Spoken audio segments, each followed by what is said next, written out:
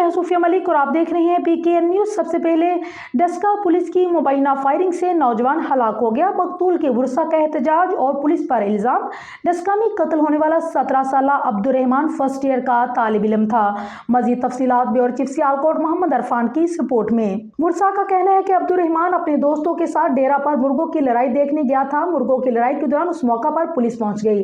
Daska police को देखकर तमाम दोस्तों ने दौड़ लगा दी, जिस पर पुलिस ने हमारे बच्चों पर फायरिंग शुरू कर दी।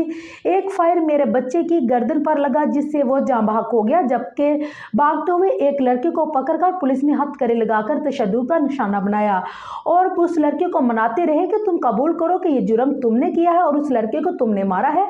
मजीद कहा कि पुलिस ने 4 नामालूम अफराद के खिलाफ मुकदमा दर्ज कर लिया है।